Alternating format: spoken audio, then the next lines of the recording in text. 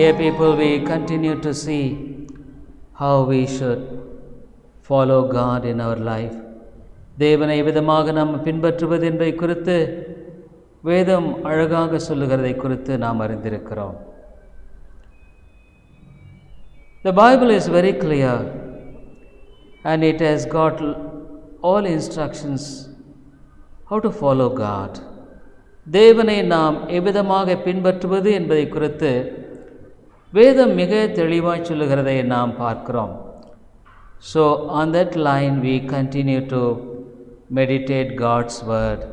அதன் அடிப்படையில் ஆண்டுடைய வார்த்தையை நாம் பார்த்து வருகிறோம். தேவனுடைய வார்த்தை குறித்து அவருடைய வசனமானது சொல்லும்படியானவைகளை குறித்து நாம் தொடர்ந்து பார்த்து வருகிறோம். எபிரேயருக்கு நிருபம் 12வது அதிகாரம் 1வது வசனத்தில் தேவன் சொல்லியிருக்கும்படியான இந்த காரியத்தை குறித்து பார்க்கிறோம். Hebrew 12th chapter 1st verse. இந்த இடத்தில் தாமே இதை ஆக்கியோன் தெளிவாய் சொல்லுகிறார். ஆகையால் மேகம் போன்ற இத்தனை திரளான சாட்சிகள் நம்மை சூழ்ந்து கொண்டிருக்க நம்மை சுற்றி நெருங்கி நிற்கிற பாவத்தை தள்ளிவிட்டு. உடைய வாழ்க்கையில் பாவத்தை தள்ளாமல் இயேசுவை பின்பற்ற முடியுமா? Is it possible for us to follow God without leaving sin? Many people think that they can follow God without leaving sins. பாவங்களை விலக்காமல் இயேசுவை பின்பற்ற முடியும் என்பதாக அநேகர் எண்ணுகிறார்கள் அல்லது பின்பற்றுகிறார்கள். Will God accept our lives if we live without leaving our sins? நம்முடைய பாவங்களை விட்டு விலகாமல் ஆண்டவரை நம்முடைய வாழ்க்கையில் பின்பற்ற முடியுமா? It is absolutely impossible, dear people. ஆமையாலே முற்றிலுமாக நம்முடைய பாவங்களை விடாமல் ஆண்டவரை பின்பற்றவே முடியாது. ஆகவே தான் நாம் தொடர்ந்து 3 வாரங்களாக நம்மை சுற்றி நெருங்கி நிற்கிற பாவங்களை தள்ளிவிட்டு ஆண்டவர் சொல்கிறார். You must be willing and you must ready to leave off your sins if you want to follow Jesus Christ. இயேசு கிறிஸ்துவை நீ பின்பற்ற விரும்பினால் உன்னுடைய வாழ்க்கையில் உன்னை சுற்றி நெருங்கி நிற்கிற பாவங்களை தள்ளிவிட வேண்டும் என்பதை குறித்து ஆண்டவர் தெளிவாக சொல்லுகிறார். So we see what are all the sins which are very close to us. நமக்கு நெருக்கமான பாவங்கள் என்னென்ன நாம் பார்த்தோம். முதலாவது கண்களின் இச்சை. இன்னுமாக யோவான் எழுதின சுவிசேஷம் 1 யோவான் 2வது அதிகாரத்தில் ஆண்டவர் சொல்கிறார். 1 யோவான் 2வது அதிகாரம் 15 முதல், உலகத்திலும் உலகத்தில் உள்ளவைகளிலும் அன்பு கூறாதிருங்கள். ஒருவன் உலகத்தில் அன்பு கூர்ந்தால் அவனிடத்தில் பிதாவின் அன்பு இல்லை. Love not the world, neither the things that are in the world. If any man love the world, the love of God the Father is not in him. 16வது வசனத்தில் சொல்கிறார், ஏனெனில் மாம்சத்தின் இச்சையும் கண்களின் இச்சையும் ஜீவனத்தின் பெருமையுமாகிய உலகத்தில் உள்ளவைகளெல்லாம் பிதாவினால் உண்டானவைகள் அல்ல, அவை உலகத்தினால் உண்டானவைகள். These 3 things, lust of the eye. People, we saw how the eyes are making us to sin. We saw the week before the last week. கடந்த வாரத்துக்கு முன்பாக நம்முடைய கண்களின் பார்வை எவ்விதமாக பாவத்தை செய்யும்படியாக நம்மை வழிநடத்துகிறது. அடுத்து நம்ம பார்த்தோம் மாம்சத்தின் இச்சைகளை குறித்து பார்த்தோம். What are all the lust of the flesh. இந்த காலையில் ஜீவனத்தின் பெருமையை குறித்து நாம் பார்த்தோம். Pride of life. இவைகள் எல்லாம் பிதாவினால் உண்டானவைகள் அல்ல. இவைகள் உலகத்தினால் உண்டானவைகள். அம்மையாரிலே, உன்னுடைய வாழ்க்கையில் ஒன்று உலகத்தை நேசிக்கும்படியான ஒரு நபராய் நீ காணப்பட வேண்டும், அல்லது ஆண்டவரை நேசிக்கும்படியான நபராய் காணப்பட வேண்டும். either you must be a person to love God or to love the world. நான் உலகத்தையும் நான் நேசிப்பேன், ஆண்டவரையும் நான் நேசிப்பேன் is the teaching of today's Christianity. அது இன்றைய கிறிஸ்தவ போதனை. இன்றைய கிறிஸ்தவம் என்ன சொல்லுது? நீ உலகத்தையும் நேசிச்சுக்கோ. You love the world and love God as well. ஆண்டவரை நேசி.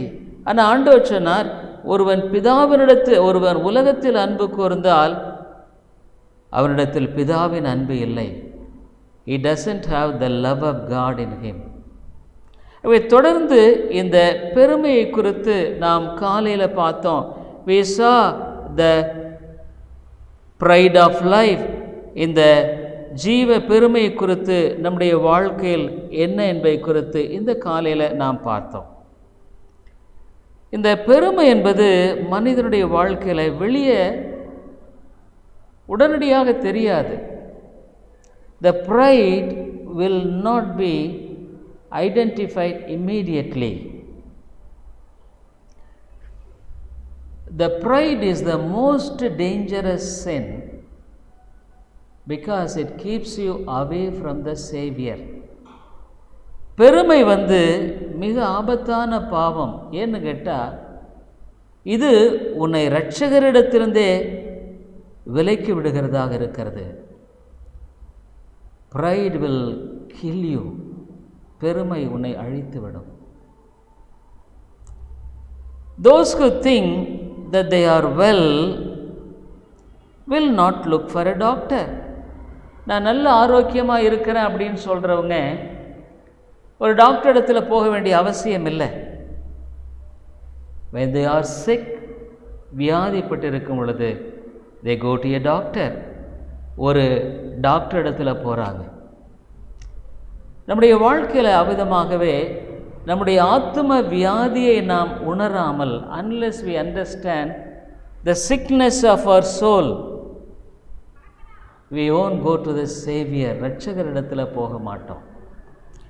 Probably we will go to the Savior for so many things. ஒருவேளை ஆண்டவரிடத்தில் அநேக காரியங்களுக்காக நம்ம போகலாம். இன்றைக்கி நிறைய பேர் என்ன சொல்கிறாங்க? ஆண்டவரே, என் கஷ்டத்தை எல்லாம் நீக்கணும். Lord, you must take away all my difficulties, all my debts, என்னுடைய கடன்களையாக தீக்கணும். I have problem in this, இதில் எனக்கு பிரச்சனை. But very few people are really understand the sickness of sin in their soul. ஆனால் ஒரு சிலர் மாத்திரம்தான் தன்னுடைய ஆத்துமாவில் இருக்கும்படியான உண்மையான வியாதியை கண்டுகொள்ளுகிறவர்களாக இருக்கிறார்கள். Only few people are there who could really understand how it harms their soul. உண்மையாலுமே அவருடைய ஆத்துமாவை அது எந்த அளவுக்கு பாதிக்கிறது, தீங்கு விளைவிக்கிறது என்பதை ஒரு சிலர் மாத்திரம்தாங்க அறிந்து கொள்ளுகிறார்கள். So those people go to God for real saving grace. அந்த விதமான மக்கள் ஆண்டவரிடத்தில் போகிறாங்க.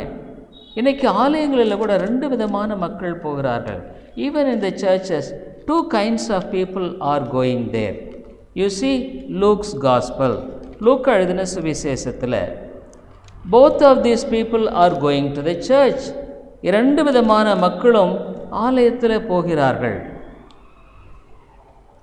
They go there and pray. You see Luke's gospel 18th chapter 10th verse. லூக்கா எழுதின சுவிசேஷம் 18வது அதிகாரம் 10வது வசனம். The first man could not understand the real heart condition of him. இந்த முதலாவது மனுஷன் அவனுடைய உண்மையான இருதய நிலையை அவனால் விளங்கி கொள்ள முடியல. He went there and prayed to God. அவன் போய் ஆண்டவரிடத்தில் ஜெபம் பண்ணுறான். அவன் எப்படி ஜெபிக்கிறான்? 10வது வசனத்திலிருந்து from 10th verse, 2 மனுஷர் ஜெபம் பண்ணும்படி தேவாலயத்துக்கு போனார்கள். ஒருவன் பரிசேயன், மற்றவன் ஆயக்காரன். பரிசேயன் தூரத்திலே நின்று, தேவனே, நான் பரிகாரர், அநியாயக்காரர், விபசாரக்காரர் ஆகிய மற்ற மனுஷரை போல.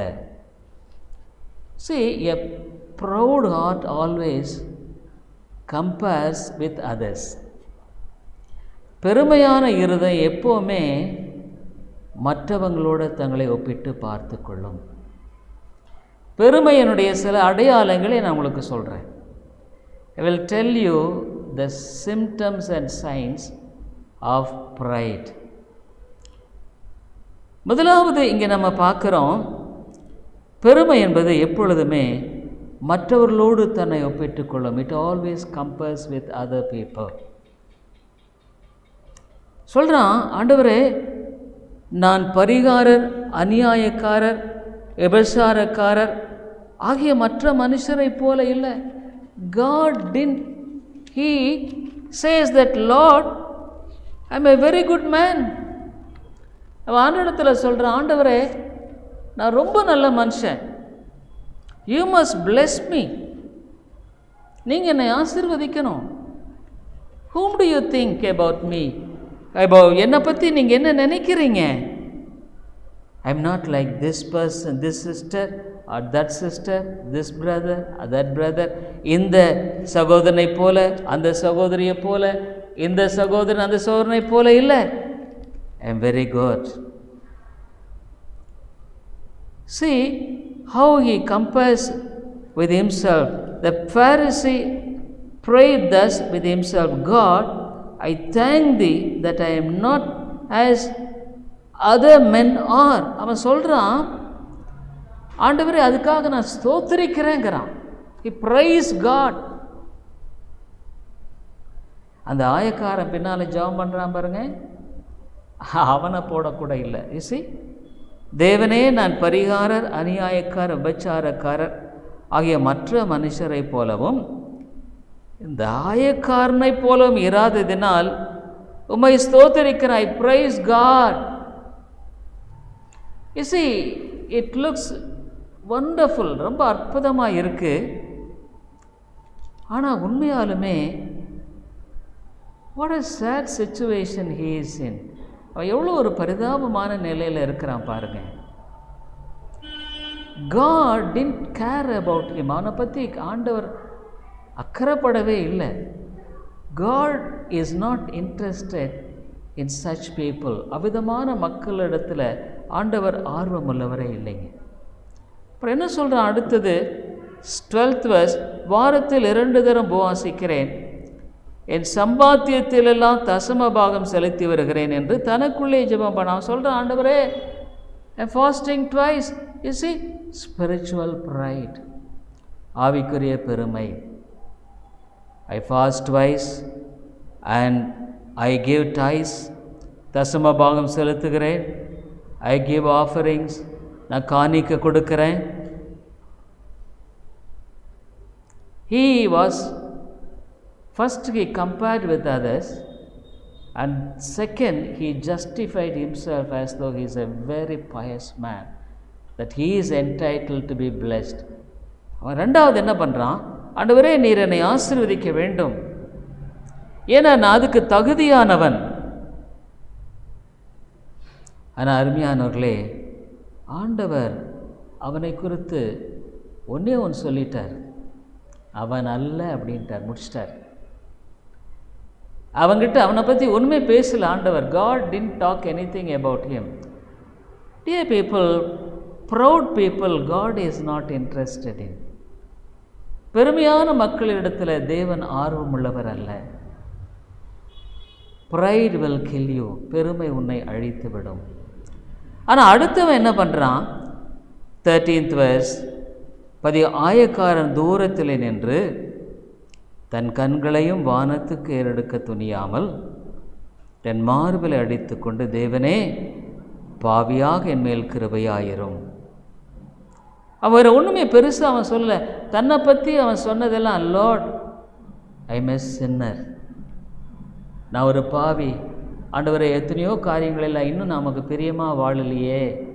இன் so many things I am not pleasing thee. So many sins are there in my life. என்னுடைய வாழ்க்கையில் எத்தனையோ பாவங்கள் இருக்கிறது. Have mercy upon me, O God. ஆண்டவரே, என் பேரில் இரக்கமாயிரும். Dear people, God approved this prayer. தேவன் இந்த ஜெபத்தை அங்கீகரிக்கிறார். He rejected the prayer of Pharisee. பரிசேயனுடைய ஜெபத்தை அவர் புறக்கணிக்கிறார். 14வது வசனத்தில் அவனை பற்றி ஒன்று தான் சொன்னார், அவன் அல்ல, வேறு ஒன்றுமே சொல்லலை, அவனை விட்டுடுப்பான்றார். Proud people God is not interested. பெருமையானவர்களில் தேவன் ஆர்வமுள்ளவராக இல்லை. இன்னும் என்ன தெரியுங்களா, இந்த இடத்துல ஒரு பெருமைக்காரன் எப்பொழுதுமே he tries to find fault with others. மற்றவங்கள்ட்ட இருக்கிற அந்த குறையையும் அவன் பார்ப்பான். ஏன்னா அவன் தன்னை ஒரு பெரியவனாக நினச்சிட்டு இருக்கான். Because he thinks that he is very big. He always tries to see the faults in them and he will not see the good in them. அவங்களுக்குள்ளே இருக்கிற நல்லது ஏதாவது இருக்குன்னா அதை பார்க்க மாட்டாங்க. அவங்களுடைய வாழ்க்கையில் என்ன பண்ணுவாங்கன்னா, மற்றவர்களுக்குள்ளாக இருக்கும்படியான குறைகளை தான் பார்ப்பாங்க. இன்னொன்று, இந்த மனுஷன் பாருங்க, he is very harsh with that publican. அந்த ஆயக்காரனிடத்தில் ரொம்ப கேவலமாக பேசுகிறதை பார்க்கிறோம். அந்த ஆயக்காரன் இருக்கான் பாருங்க, அவனை போல இல்லை நான் ஆண்டவரே. I am not like this publican.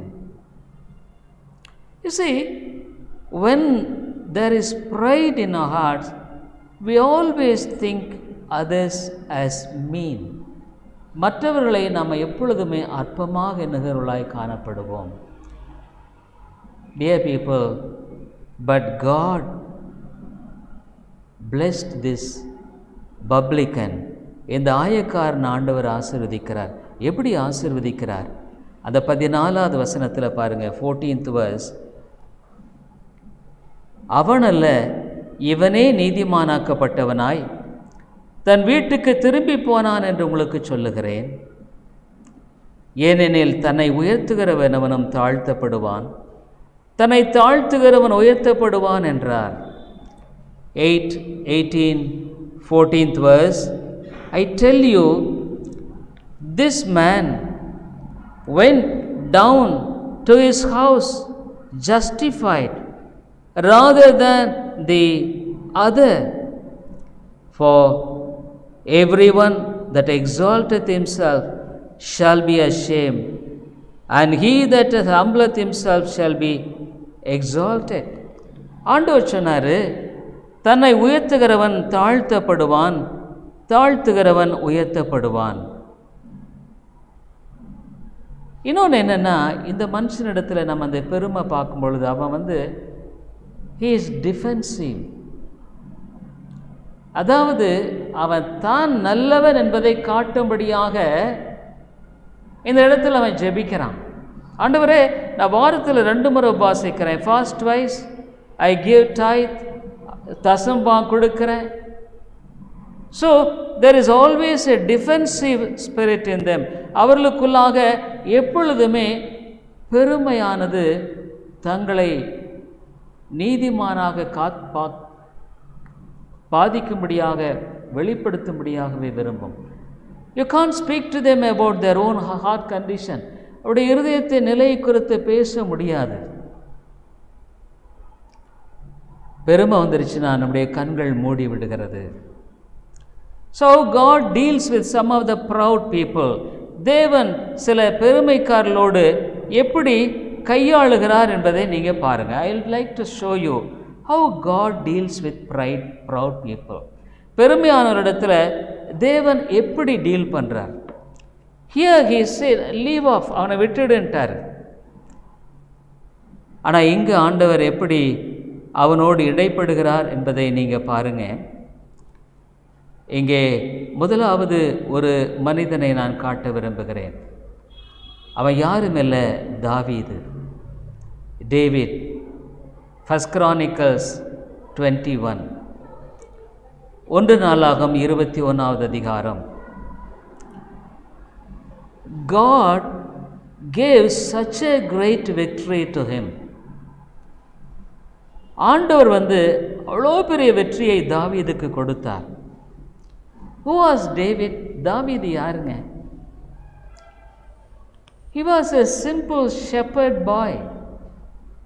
ஒரு சாதாரணமான ஆடு மேய்க்கிற பையன் தாங்க. Nothing special in him. அவனுக்குள்ள எதுவுமே கிடையாது. He was simply a shepherd boy. ஒரு சாதாரணமான ஆடு மேய்த்த ஒரு பையன் தாங்க அவன். But God has chosen him. அவனை தெரிந்து கொண்டு God gave victory even over Goliath. கோலியாத்துடைய வெற்றியை கொடுத்தார். Is it because of the efficiency of David that he won Goliath? கோலியாத்தை தாவீது அவருடைய திறமையினால் கொண்டுட்டாங்களா? இல்லைங்க. a simple pebble, ஒரு சின்ன கவன்கல் தான். God gave the victory. தேவன் தான் வெற்றியை கொடுத்தார். In many battles David won them all. அநேக யுத்தங்களில் தாவீது வெற்றி கண்டார். But when he saw all these victories, இந்த வெற்றியெல்லாம் பார்த்த பொழுது தாவீதுக்கு பெருமை வந்துருச்சு. David become proud. என்ன சொன்னா? This is 1 Chronicles 21st chapter, 1st verse, முதலாவது வசனம். சாத்தான் இஸ்ரவேலுக்கு விரோதமாய் எழும்பி இஸ்ரவேலை தொகையிடுவதற்கு தாவீதை ஏவி விட்டது. Dear people, always the devil imbibes pride in our hearts. பிசாசு எப்பொழுதுமே நம்முடைய இருதயத்தில் பெருமை விதைப்பான். This morning we saw how the devil sowed the seed of pride and made Adam and Eve and the whole generation fell down.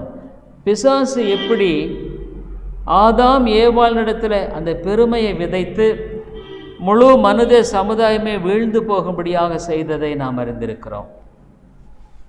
2வது வசனம். அப்படியே தாவீது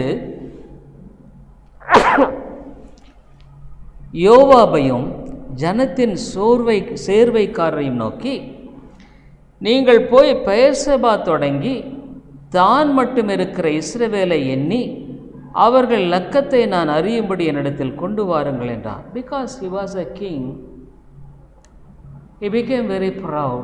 பெருமை அடைஞ்சிட்டான். He forgot how God lifted him up.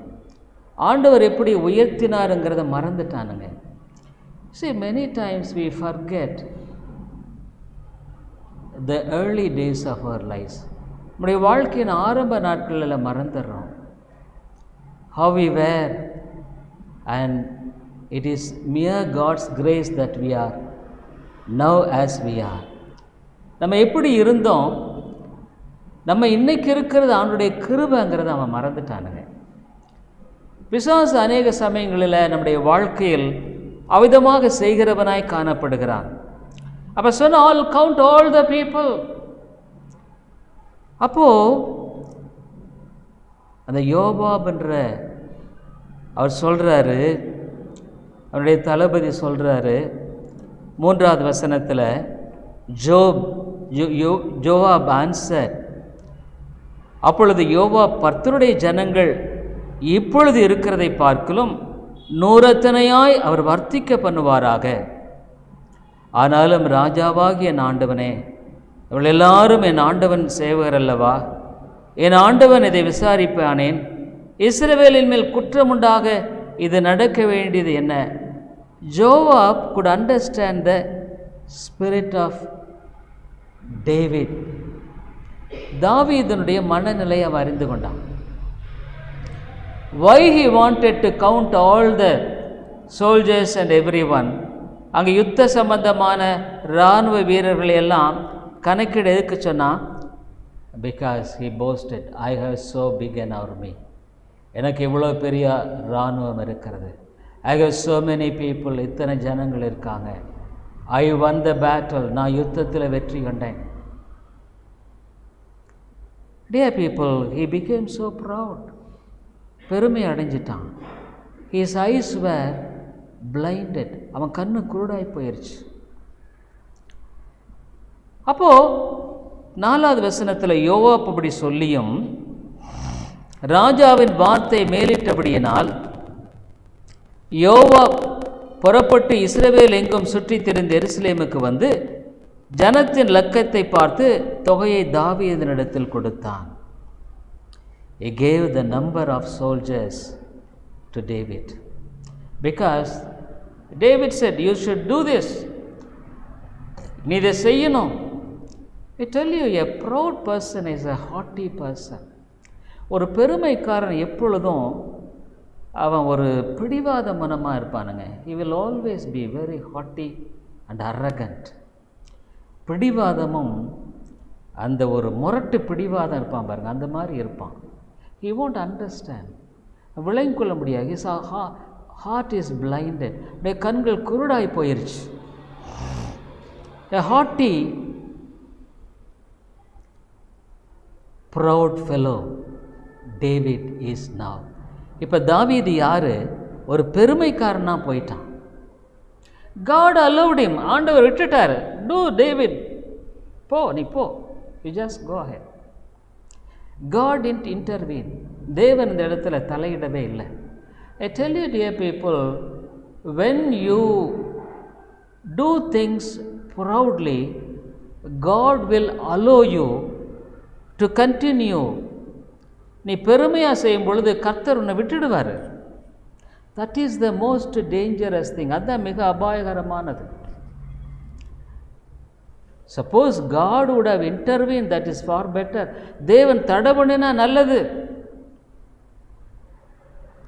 ஆனால் என்னாச்சு? 5வது வசனம் பாருங்க.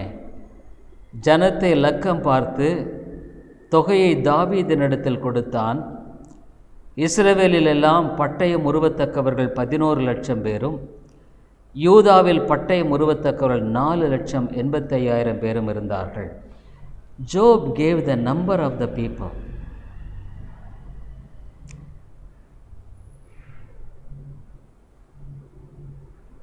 ஆனால் கூட அந்த ஒரு சாதாரண அந்த தளபதிக்கு இருந்த அறிவு கூட யோபுக்கு, தேவீதுக்கு இப்போ இல்லைங்க. David didn't have the sense, at least this Joab did. 7th verse, 7வது வசனம். இந்த காரியம் தேவனுடைய பார்வைக்கு ஆகாதபடியினால் அவர் இஸ்ரவேலை வாதித்தார். God allowed this to the end and God punished Israel. விட்டுட்டாரு தேவன், கடைசியில் தான் தண்டிக்கிறார். Dear people, if you are arrogant, if you are a presumptuous person, நீ ஒரு துணிகரமாக உன்னுடைய வாழ்க்கையில் நீ போகும் பொழுது கர்த்தர் உன்னை விட்டுடுவாருங்க. You may think I am all right, நான் சரியாக இருக்கேன் நீ நினைப்ப. But God, if you read that portion, அந்த பகுதியை வாசிப்பீர்களானால், God punished Israel. இஸ்ரவேலை தண்டிக்கிறார். We don't have time to look into that. அதை பார்க்கறதுக்கு நேரம் இல்லை. I tell you, dear people, you can't continue in your pride and arrogance. உன்னுடைய பெருமையிலும் உன்னுடைய முரட்டாட்டத்திலும் நீ தொடர்ந்து இருக்க முடியாதுங்க. You see, I would like to show you another king. இன்னொரு ராஜாவை உங்களுக்கு காண்பிக்க விரும்புகிறேன். This king, Daniel 4th chapter, தானியேலின் புத்தகம் 4வது அதிகாரம் he is another king. அவன் இன்னொரு ராஜா. I tell you, David would have been very humble because God lifted him up. தாவீது தாழ்மையா இருந்திருக்கணும், ஏன்னா தேவன் தான் அவனை உயர்த்தினார். Dear people, we should be always careful to keep us humble, depending on God. தாழ்மையுள்ளவர்களாக, ஆண்டவர் தாழ்மையுள்ளவர்களுக்கு கிருபை அளிக்கிறார், பெருமையுள்ளவர்களுக்கு எதிர்த்து நிற்கிறார். God raises the proud. Daniel 4th chapter, தானியேல் 4வது அதிகாரத்தில் we see another king, இன்னொரு ராஜாவை பார்க்குறோம். This king, Daniel 4, தானியேல் 4வது அதிகாரம் 30 இது என் வல்லமையின் பராமகத்தினால் என் மகிமை பிரதாபத்துக்கென்று ராஜ்யத்துக்கு அரமனையாக நான் கட்டின மகா பாபிலோன் அல்லவா என்று சொன்னான். What did he say? என்ன அவன் சொன்னான்? The king spake and said, Is not this great Babylon that I have built for the house of the kingdom by the might of my power and for my honor? இன்னொன்று பெருமைக்காரிடத்தில் காணப்படுகிற ஒரு காரியம் என்னென்னா, they will be always selfish, சுயநலமாக இருப்பாங்க. they will be proud and arrogant, பெருமைக்காரர்களாக முரட்டு பிடிவாதமானவங்களாக இருப்பாங்க. இன்னொன்று அவங்க எப்போ சுயநலவர்களாதியாக இருப்பாங்க. they will always be concerned about themselves but not others. மற்றவர்களை குறித்து அவர் அக்கறை கொள்ள மாட்டார்கள்.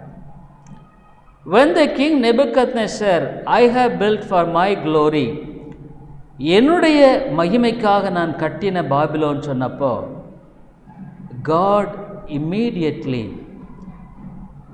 what did he do with him? அவனிடத்தில் ஆண்டவர் என்ன செய்தார்? 32வது வசனத்தில்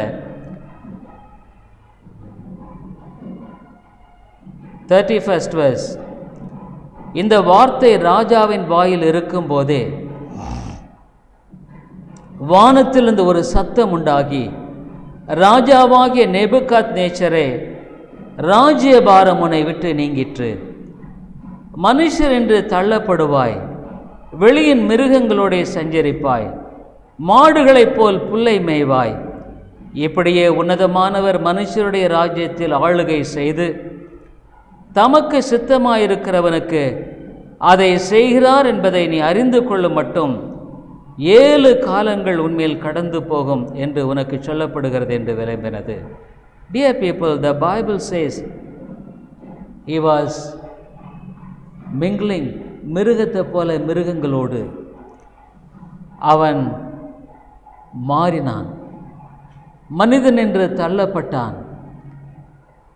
he was humble, தாழ்த்தப்பட்டான். அவனை பற்றி என்ன சொல்லப்படுது பாருங்க, 33 அந்நேரமே இந்த வார்த்தை நேபுகாத்நேச்சரிடத்தில் நிறைவேறிற்று. அவன் மனுஷனிடத்து தள்ளப்பட்டு மாடுகளைப் போல் புல்லை மேய்ந்தான். அவனுடைய தலைமயிர் கழுகுகளுடைய இறகுகளைப் போலவும் அவனுடைய நகங்கள் பட்சிகளுடைய நகங்களைப் போலவும் வளரு மட்டும் அவன் சரீரம் ஆகாயத்து பணிகளை நனைந்தது. He was not living in the house. He will build a big Babylon, பெரிய பாபிலோனை கட்டுனா. ஆனால் ஆண்டவர் சொன்னார், நீ அதில் வாழப் போவதில்லை. You can't live in that. You can't live in your place with peace. உன்னுடைய இடத்துல சமாதானத்தோடு வாழ மாட்டார். Some people boast about their houses. சிலர் தங்களுடைய வீடுகளை குறித்து பெருமை பாராட்டுகிறார்கள். Some people boast about their income, சம்பாத்தியத்தை குறித்து பெருமை பாராட்டுகிறார்கள். Some people boast about so many things, பல காரியங்களை குறித்து பெருமை பாராட்டுகிறார்கள். God said to Nebuchadnezzar, because you boasted about your building which you constructed, நீ கட்டினதை குறித்து மேன்மை பாராட்டின பாரு, you can't live in that, அதில் நீ வாழ முடியாது. அவன் மிருகங்களோடு மாடுகளைப் போல புல்ல மேய்ஞ்சான், தலைமயிரெல்லாம் கழுகுகளுடைய இறகுகளைப் போல ஆச்சு, நகமெல்லாம் பட்சிகளுடைய நகத்தை போல மாறிற்று, ஆகாயத்து பணியிலே நனைந்தது. Dear people, God knows how to humble the proud. பெருமையுள்ளவர்களை தாழ்த்துவதை குறித்து தேவன் அறிந்திருக்கிறார். God says, you can't follow me with your pride heart. ஒரு பெருமையுள்ள இருதயத்தோடு என்னை நீ பின்பற்ற முடியாது. God says, என்னை நீ பின்பற்ற முடியாது. Dear people, we can't follow this humble Jesus with pride. பெருமையோடு கூட நம்முடைய வாழ்க்கையில் இயேசுவை பின்பற்ற முடியாது. Unless you remove the pride nature in you from you. அந்த பெருமையினுடைய சுபாவத்தை உன்னை விட்டு எடுத்து போடலன்னா you can't follow God. தேவனை நீ உன்னுடைய வாழ்க்கையில பின்பற்ற முடியாது. இன்னொன்று என்ன, பெருமைக்காரனுடைய ஒரு மனநிலை எப்படின்னா, the proud man always wants people to please him, to praise him. தன்னை மற்றவர்கள் புகழணும், தன்னை மற்றவர்கள் மேன்மை பாராட்டணும். It's all the proud nature in them. இந்த பெருமை சுபாவம் அவர்களுக்குள்ளாக இருப்பதை வெளிப்படுத்துகிறதாக இருக்கிறது. See why this? We see people in the world. உலகத்தில் நம்ம பார்க்குறோம் ஜனங்கள், அவங்களுடைய வாழ்க்கையில் என்ன, மற்றவர்கள் தங்களுடைய வாழ்க்கையில் தன்னை மேன்மையாய் உயர்வாய் என்னணும். நேபுகத்நேசர் செஞ்சான். Why he wanted to build such big skyscrapers, buildings? ஏன் அவ்வளோ பெரிய காரியங்களை கட்டினா? Even in history we see he built a hanging garden. ஒரு தொங்கும் தோட்டத்தை அவன் உண்டாக்கினதை குறித்து நம்ம பார்க்கிறோம், சரித்திரத்தில் வாசிக்கிறோம். Why he built all those things? இதெல்லாம் ஏன் அவன் செய்தான்? In order to please himself. தன்னைத்தானே அவன் அவிதமாக திருப்திப்படுத்திக் கொள்ளும்படியாக. In order to people to praise him. தன்னை மேன்மைப்படுத்தும்படியாக. Dear people, you can't follow God with that spirit. அவிதமான மனநிலையோடு உடைய வாழ்க்கையில நீங்கள் பின்பற்ற முடியாது. இன்னொன்று என்னன்னா, இந்த பீப்புளுடைய வாழ்க்கையில எப்பொழுதும் மாயமாலமாக இருக்கும். They will think, வெளியே வந்து they will show you themselves as big people. வெளியே தங்களை பெரியவர்களாய் காட்டிக்கொள்வார்கள். But what did Jesus say about such people? அந்த மாதிரி மக்களை குறித்து ஆண்டவராக இயேசு என்ன சொன்னார்? Matthew 23:27, மத்தேயு 23வது அதிகாரம் 27வது வசனத்தில், வெளியே வந்து பிரகாசமா வெள்ளையடிக்கப்பட்ட கல்லறையை போல காணப்படுவார்கள். Matthew 23:27, மத்தேயு 23வது அதிகாரம் 27வது வசனத்தில் வேதம் என்ன சொல்லுகிறது?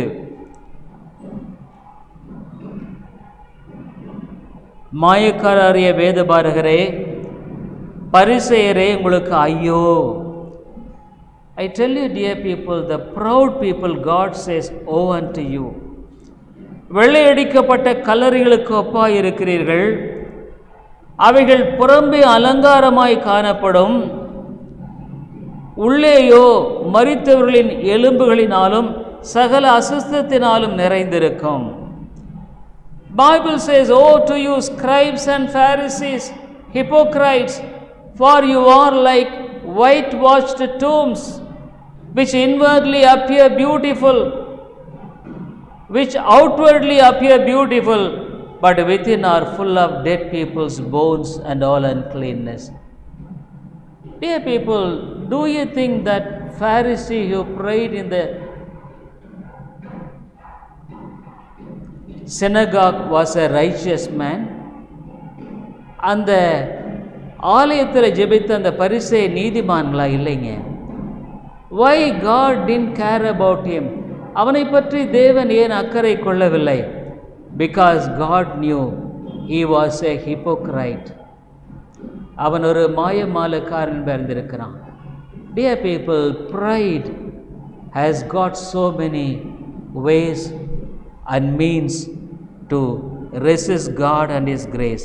பெருமைங்கிறது ஆண்டவருக்கு முன்பாக அவரை எதிர்த்து நின்று பல விதங்களில் போராடுகிறதாய் காணப்படுகிறதாக இருக்கிறது.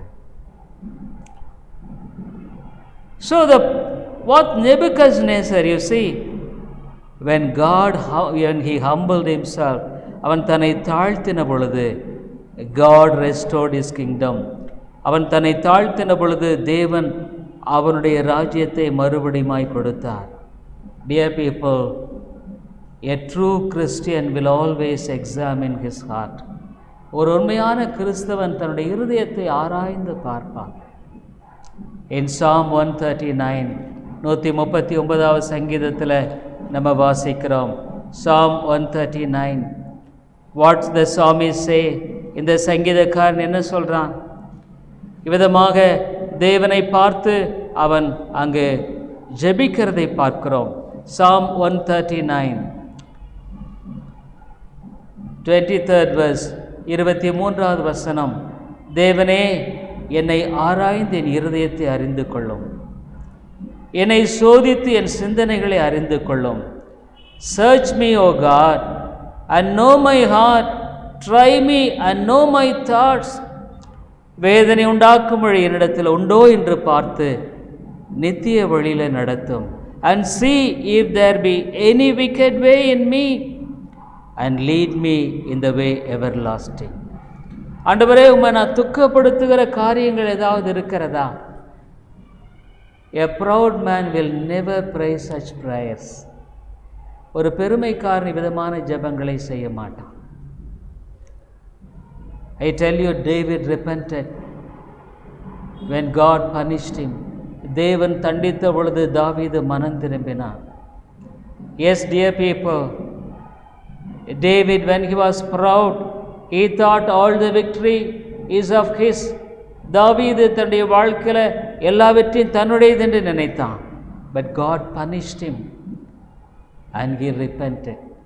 ஆண்டவர் அவனை தண்டித்து அதுக்கு பின்னால மனம் திரும்பினான். We have options. நம்முடைய வாழ்க்கையில ரெண்டு வழி இருக்குது. There are two options. ஒன்று நம்ம வாழ்க்கையில் அவ்வப்பொழுது நம்முடைய இருதயத்தை ஆராய்ந்து பார்த்து தேவனுக்கு முன்பாக தாழ்த்துவது. One thing, examining our lives and humbling before God. The another thing is, இன்னொரு காரியம் என்னன்னா, நம்மளை ஆண்டவர் அடித்த பின்னால நம்ம திருந்த பார்க்கறது. After God punishes us, we may repent or may not repent. மனம் திரும்புறது இருக்கலாம், இல்லாமல் கூட போகலாம். But here David says he learned a lesson. ஒரு நல்ல பாடத்தை கற்றுக்கொண்டான். இப்போ எப்படி ஜெபிக்கிறான்? How does he pray? Lord, is there any way? என்னை வேதனை உண்டாக்குற வழி என்னிடத்தில் உண்டோன்னு பாரும் ஆண்டவரே. உம்மை துக்கப்படுத்துகிற காரியங்கள் என் வாழ்க்கையில் இருக்கா? A dear people, a humble man will always examine before God. ஒரு தாழ்மையுள்ள மனுஷன் எப்பவும் தன்னை நோக்கி ஆராய்ந்து பார்ப்பான். ஆண்டவரே, என்னை நித்திய வழியில் நடத்தும். Lord, lead me in the path of eternity. Dear people, many times I used to pray this prayer. இந்த ஜெபத்தை அநேக சமயங்களில் நான் செய்கிறது உண்டு. I already told you, உங்களிடத்தில் சொல்லியிருக்கிறேன். இந்த ஜெபத்தை நான் செய்வேன், இன்னொரு ஜெபமும் செய்வேன். I used to pray another. துணிகரமான பாவங்களுக்கு என்னை விலக்கி காரும். Psalm 19, சங்கீதம் 19. Psalm 19, சங்கீதம் 19. Here the Bible says, வேதம் சொல்லுகிறது, அப்படி என்ன இந்த சங்கீதம் சொல்கிறாரு? 13th verse, சங்கீதம் 19:13, துணிகரமான பாவங்களுக்கு என்னை விலக்கி காரும். துணிகரமான பாவம்னா என்ன? What is this presumptuous sin? நம்ம சத்தியத்தை தெரிஞ்சும் நம்ம எதிர்த்து வாழ்கிறோம் பாருங்க, அதுதான் துணிகரமான பாவம். சத்தியம் எதுன்னு தெரியும், we know the truth, but we live presumptuously against that. துணிகரமாக அதுக்கு எதிராக வாழ்கிறது. உங்களுக்கு சத்தியம் தெரியாதுன்னு இல்லை, many of you know the truth. உங்களுக்கு நிறைய பேர் சத்தியம் தெரியும், ஆனால் நீ என்ன பண்ணுற? துணிகரமாகவே நீ வாழ்கிற ஆண்டவருக்கு எதிராக. You live presumptuously. I tell you, dear people, here David says, ஆண்டவரே துணிகரமான பாவத்துக்கு என்னை விலக்கி காரும், அவைகள் என்னை ஆண்டு கொள்ள ஒட்டாதிரும். அவர் சொல்கிறாரு, ஆண்டவரே அவைகள் என்னை ஆளுகை செய்ய விட்டுடாதோ. நீ தொடர்ந்து துணிகரமாக பாவம் செய்யும் பொழுது, when you continuously do sin which you know, which you ought not to do, நீ செய்யக்கூடாதுன்னு நினச்சி செய்கிற பாருங்க பாவம், கொஞ்ச நாள் ஆனால் உனக்கு ஹேபிச்சுவல் சின் ஆயிரும். அது பழக்க தோஷ பாவம் ஆயிரும். உன் பேச்சில், in your words, in your actions, உன்னுடைய நடத்தையில் இது பழக்க தோஷமாய் மாறிடும். அதை சீக்கிரமாக மாற்ற முடியாது. You can't change it easily. And you won't feel guilty of that also. அதை குறித்த ஒரு குற்ற உணர்வும் கூட உனக்கு இருக்காது. அதுதான் அடுத்த சொல்கிறாரு, அவைகள் என்னை ஆண்டுகொள்ள ஒட்டாதிரும், let them not rule me, O God. அப்படின்னா என்னென்னா, நீ அந்த பாவத்துக்கு, அந்த பாவ தோஷத்துக்கு அடிமை ஆயிட்ட. You become a slave to that habitual sin. உனக்கு தெரியும் அது தப்புன்னு, you know this is wrong, but you have become a slave. நீ இப்போ அடிமை ஆயிட்ட. You became slave to that habitual sin. அந்த பழக்க தோஷத்துக்கு அடிமை ஆயிட்ட. You could not get out of it. அதனால வெளிவர முடியலை. அதனால் விளைவு என்ன? ஆண்டவரே என்னை ஒட்டாதிரும், அப்பொழுது பெரும் பாதகத்துக்கு நீங்களாயிருப்பேன். அப்போது நான் பெரிய பாவத்துக்கு நீங்களாயிருப்பேன். அதான் சொல்கிறார். என்ன சொல்கிறாருன்னா, இந்த இடத்துல சொல்கிறாரு, keep back thy servant also from presumptuous sins, let them not have dominion over me, then shall I be upright and I shall be innocent from the great transgressions. ஆண்டவரே உமக்கு எதிராக பெரிய பாவம் செய்ததுக்கு பெரும் பாதகத்துக்கு நீங்களாயிருப்பேன். ஆகவே தான் நம்ம எப்போவுமே ஆனிடத்தில் ஜெபம் பண்ண, ஆண்டவரே வேதனை உண்டாக்குற வழி என்னிடத்தில் இருக்கா? So every day we have to search our hearts. ஒவ்வொரு நாளும் நம்முடைய இருதயத்தை ஆராய்ந்து பார்க்கணும். Now and then we must search our hearts. அவ்வப்பொழுது நம்முடைய இருதயத்தை ஆராய்ந்து பார்க்கணும். Because pride comes without our notice. பெருமை நம்மளை அறியாமலே வரும். 3வது ஜெபம் நான் ஜெபிக்கிறது, பாவியாக மேல் கிருபையாயிரும். Lord, I am a sinner, have mercy upon me, a poor sinner. அம்மையாலே நம்முடைய வாழ்க்கையில் பாவமானது, பெருமை எப்பொழுதும் நம்மளை அழித்துவிடும். அழிவுக்கு முன்பாக அகந்தை, destruction before pride. அவை நம்முடைய வாழ்க்கையில் இந்த ஆயக்காரன் நீதிமானாய் திரும்பி போனான். This publican went as righteous. ஆனால் இந்த பரிசேயன் ஆண்டவரால் புறக்கணிக்கப்பட்டான். I tell you, dear people, உலக கடைசி நாளில் நீ ஆண்டவரிடத்தில் போய் சொல்லலாம். You may go to God and say, Lord, Lord, கர்த்தாவே கர்த்தாவே. We went the church, ஆலயத்துக்கு போனோம். We prayed, ஜெபித்தோம். We read the Bible, வேதத்தை வாசித்தோம். But God will so say, I knew not. உன்னை எனக்கு தெரியாது. I knew not. உன்னை எனக்கு தெரியாது. நீ ஒருவேளை சொல்லலாம், ஆண்டவரே எங்கள் வீதியிலெல்லாம் நீர் பிரசங்கித்தீர். Probably you may try to justify and say many things. நிறைய காரியங்களை சொல்கிறதுக்கு முயற்சிக்கும். பட் காட் சேஸ், அக்கிரம செய்கைக்காரை என்னை விட்டு அகன்று போங்கள். துணிகரமான பாவம் செய்கிறவர்கள் அக்கிரம செய்கைக்காரர்கள். அதுதான் அந்த ஆண்டவர் சொல்கிறார்ல, கடைசி நாள் அக்கிரம செய்கைக்காரை என்னை விட்டு அகன்று போங்கள்னு அர்த்தம் என்னென்னா, துணிகரமாக ஆண்டுடைய சத்தியம் எதுன்னு தெரிஞ்சு நீ கீழ்ப்படியாமல் போகும் பொழுது ஆண்டவர் உன்னை அக்கிரமக்காரரே என்று தான் சொல்லுவார். அக்கிரமக்காரியே, உன்னை நான் அறியேன். உன் வாழ்க்கையில் மனந்திரும்பு, repent, let us repent. Dear people, proud heart always is a heart which God hates. பெருமையுள்ள இருதயத்தை ஆண்டவர் எப்பொழுதும் வெறுக்கிறார். தாழ்மையுள்ளவர்களுக்கு கிருபை அளிக்கிறார். சிலுவையில் அறையுண்ட தெய்வகுமாரனை பாருங்கள், இயேசு கிறிஸ்து. Look at Jesus. He humbled on the cross. சிலுவையில் தாழ்த்தினார். எவ்வளோ காலம் வாழ்க்கையில் நீ துணிகரமாக போவ? How long will you go? Prisham says. செபிப்போம். Let us pray. கிருபையுள்ள நல்ல ஆண்டவரே, ஐயோ தாவீது தன்னுடைய வாழ்க்கையில் பெருமையினால் தண்டனைக்குட்படுத்தப்பட்டான். நேபுகத்நேசர் தண்டனைக்குட்படுத்தப்பட்டான். ஆனால் ஆண்டவரே, அக்கிரம செய்கைக்காரரே, ஆண்டவரே, தாங்கள் செய்கிறது தவறு என்று தெரிந்தும் செய்கிறவர்களே அக்கிரம செய்கைக்காரர்கள். இந்த இடத்துல உட்கார்ந்து இருக்கிற எத்தனை சகோதர சகோதரிகள், ஒருவேளை அல்லது இந்த ஆன்லைனில் கேட்டுக்கொண்டிருக்கிற சகோதர சகோதரிகள், தாங்கள் செய்கிறது தவறு என்று தெரிந்தும் தொடர்ந்து அவங்க வாழ்க்கையில் பழக்க தோஷமான பாவமாக உடைய வாழ்க்கையில் அது ஆண்டு கொண்டிருக்கிறது. கர்த்தாவே, துணிகரமான பாவங்களுக்கு எங்களை விலக்கி காரும். அவைகள் எங்களை ஆண்டு கொள்ள ஒட்டாதிரும். வேதனை உண்டாக்குற வழி உண்டோ என்று ஆராய்ந்து பார்த்து நித்திய வழியில் நடத்தும். இந்த உலகம் சீக்கிரம் முடிந்துவிடும். ஒரு காலத்தில் அந்த நித்தியமான வாழ்க்கைக்கு எங்களை நாங்கள் ஒப்பு கொடுக்க வேண்டியது அவசியமாக இருக்கிறது. ஆண்டவரே, இங்கே இருக்கிற யாரையும் பார்த்து அக்கிரம செய்கைக்காரனே, அக்கிரம செய்கைக்காரியே என்று சொல்லும்படியான ஒரு நிலையில் இல்லாதபடிக்கு இப்பொழுதே அனுக்கிரக காலம், இப்பொழுதே இரட்சணிய நாள் என்று இயேசுவுக்கு முன்பாக தங்களை தாழ்த்த உதவி செய்யும். பாவியாகின் மேல் கிருபையாயிரும் என்று சொல்லுகிற மனதை தாரும், தாழ்மையை தாரும், சிந்தையை தாரும்.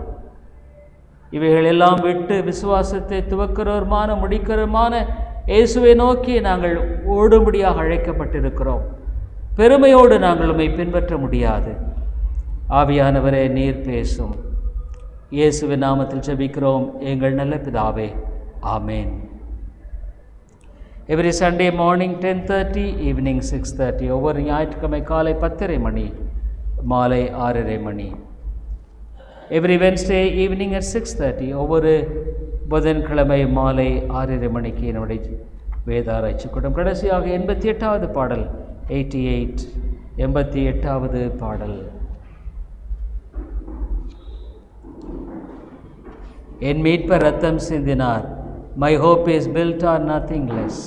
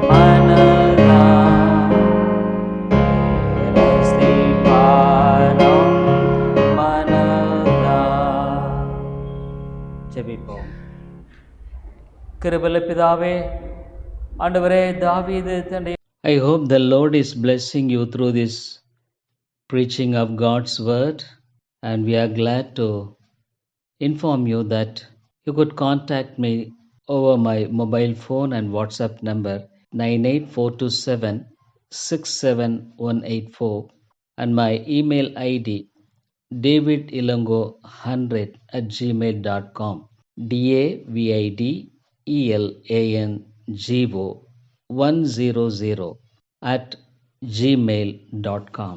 Thank you very much. கிறிஸ்துவுக்குள் அன்பானவர்களே, நீங்கள் தொடர்ந்து இந்த தேவ செய்திகள் மூலமாக ஆசீர்வதிக்கப்பட்டு வருகிறீர்கள் என்று நாங்கள் நம்புகிறோம். எங்களுடைய ஞாயிறு ஆராதனை காலை 10:30 மணிக்கு இந்திய நேரப்படி, மாலை 6:30, ஒவ்வொரு புதன்கிழமை மாலை 6:30 மணிக்கு வேத ஆராய்ச்சி கூட்டம் உண்டு. இந்த கூட்டங்களில் நீங்கள் ஆன்லைனில் கலந்து கொள்ள உங்களை அன்போடு கூட அழைக்கிறோம். மேலும் உங்களுடைய ஆவிக்குரிய பாரங்களை நீங்கள் தயவுசெய்து எங்களோடு கூட பகிர்ந்து கொள்ளலாம். இன்னுமாக உங்களுக்கு ஆவிக்குரிய ஆலோசனை அல்லது இந்த சத்தியத்தை குறித்த தெளிவோ அல்லது விளக்கமோ தேவையானாலும் கூட என்னோடு கூட நீங்கள் தொடர்பு கொள்ளலாம். என்னுடைய வாட்ஸ்அப் எண், இன்னுமாக மொபைல் எண் 9842767184 9842767184. இன்னுமாக நீங்கள் இமெயிலில் தொடர்பு கொள்ள வேண்டுமானால் என்னுடைய இமெயில் ஐடி davidelango100@gmail.com davidelango100@gmail.com. நன்றி.